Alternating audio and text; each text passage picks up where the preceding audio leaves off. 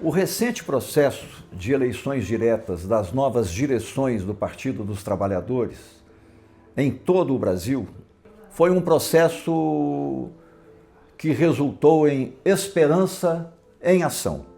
Claro que ele foi incompleto, porque alguns temas que seriam obrigatórios não entraram na agenda dos debates internos. Começo então pelo lado das ausências. A questão das emendas parlamentares milionárias, que deveria ser um tema muito caro ao PT, uma vez que o PT originariamente sempre teve como uma questão muito central a ética na política. E como eu tenho dito, as emendas milionárias estão contribuindo para cristalizar no interior do PT a oligarquização do poder. Nunca se viu um domínio tão poderoso das elites parlamentares democraticamente eleitas, é verdade, como se observa hoje dentro do Partido dos Trabalhadores, nutridas pelo poderio da infraestrutura que acompanha o mandato e agora também pelas emendas parlamentares, o que confere a cada parlamentar um poder extraordinariamente desigual para organizarem maquinarias reeleitorais e perpetuarem-se indefinidamente nos mandatos, e isso vai cerceando a produção interna, a geração interna de novas lideranças, de novas oportunidades, e isso ajuda a explicar como uma das causas, não a única, o fato de que as bancadas do PT diminuíram na Câmara Federal, nas assembleias, o número de prefeitos diminuiu sensivelmente, não ganhamos mais as prefeituras de grandes cidades nem de capitais no Brasil inteiro e em algum momento, ainda que tardiamente, o PT vai ter que enfrentar-se,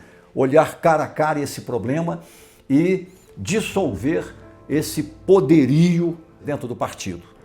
Por outro lado, tem um aspecto extraordinariamente positivo das agendas que o PT estabeleceu. Primeiro, a reforma tributária 2 é a redistributiva. Implica a participação organizada da sociedade civil influenciando dentro dos poderes se fazer a competição política que vai resultar na nova política tributária para tributar no imposto de renda os muito ricos em 10%, o que significaria um acréscimo de recursos ao Tesouro Nacional da ordem de até 100 bilhões de reais ao ano, tributar os dividendos na faixa de 10% a 20%, como se faz em todo o mundo, que é 20%, dividendos de ganhos de capital financeiro, o que resultaria num aporte de mais ou menos 50 bilhões de reais de dinheiro novo. Tributar a transmissão de heranças nos Estados Unidos é de 50%, na Europa de 40%, no Brasil de apenas 4%, o que resultaria num aporte da ordem aí de pelo menos uns 50 bilhões a mais. Reduzir as isenções fiscais, que hoje somam 800 bilhões de reais ao ano.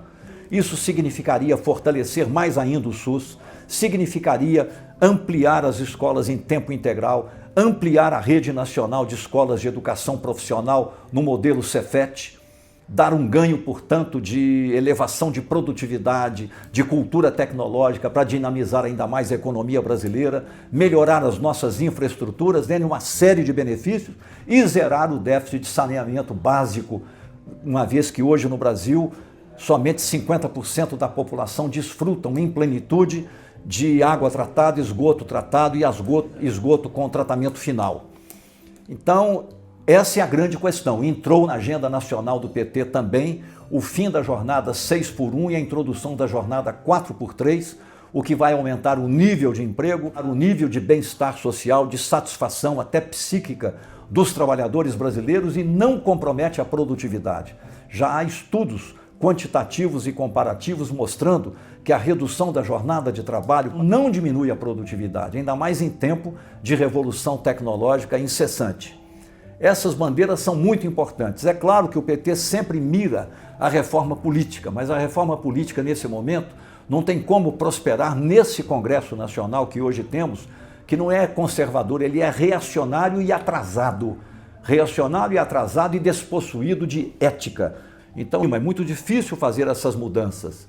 Mas essa é a agenda nacional do PT. A reforma tributária 2, prosseguir na reforma educacional, expandindo a educação em tempo integral, expandir e consolidar o estado de bem-estar social, como recentemente o presidente Lula fez com o programa Gás para Todos. Então foi um avanço nesse sentido. Eu pude frequentar, especialmente em Nova Lima, em João Molevade, o sentimento das bases que tanto se mobilizaram para renovar os diretórios municipais, discutirem a política nacional, a política mineira, discutirem o PT, como é que há uma esperança vívida das bases, desde jovens a adultos até idosos, de que o PT se democratize mais, que o PT volte às bases dos diretórios municipais, que o PT se aproxime mais, se cole mais nos movimentos sociais, nas iniciativas populares, associativas em bairro, cooperativas, movimentos de empreendedores, movimentos culturais, movimento sindical, enfim, que o PT também cuide bem de uma das bandeiras mais sólidas que jamais ele teve, que é a exemplaridade na ética na política. Então foi um processo positivo. Estamos todos agora muito concentrados na reeleição do presidente Lula. Estamos vivendo uma fase muito importante, porque de julho do ano passado, 2024, até julho deste ano, durante 12 meses, nós estivemos nas cordas, como se estivéssemos em democracia, com um governo democrático e popular e reformista, sob cerco da extrema-direita, que havia traído para o seu campo todo o Centrão, e passamos a ser literalmente chantageados no Congresso Nacional com ameaças de retrocesso, até mesmo o Estado Democrático de Direito, que se livrou da tentativa de golpe de 8 de janeiro de 2023, havia voltado a experimentar a ameaça quando o movimento da extrema-direita do bolsonarismo, liderado pelo Partido Liberal, em Minas, pelo deputado Nicolas Ferreira, que foi o principal defensor da PEC da bandidagem, da PEC da blindagem, eles se uniram para tentar impor a anistia aos criminosos. Não apenas àqueles que destruíram as sedes do Palácio do Planalto, do Congresso Nacional e do Supremo Tribunal Federal no dia 8 de janeiro de 2023, não apenas destes, mas eles queriam anistia plena, principalmente para Jair Messias Bolsonaro, que foi o chefe da tentativa de abolição violenta do Estado Democrático de Direito. Ele foi condenado a 27 anos e 3 meses. E eles queriam que Jair Messias Bolsonaro, os generais golpistas, os ex-ministros golpistas, os que financiaram a tentativa de golpe, os chefes, todos eles fossem contemplados com a anistia, ou seja, era uma outra forma de golpismo pela via parlamentar.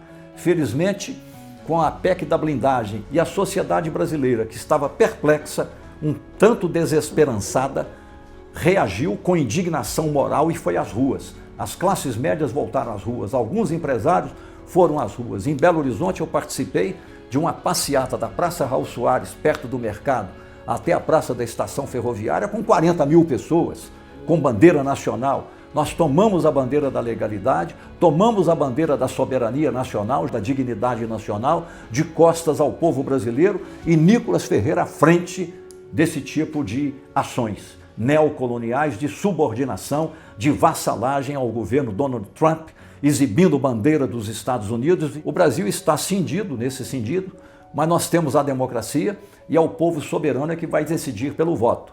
Nesse momento nós estamos, de novo, numa posição de agenda política positiva e construtiva, estamos avançando. O presidente Lula já obtém até mais de 50% de aprovação.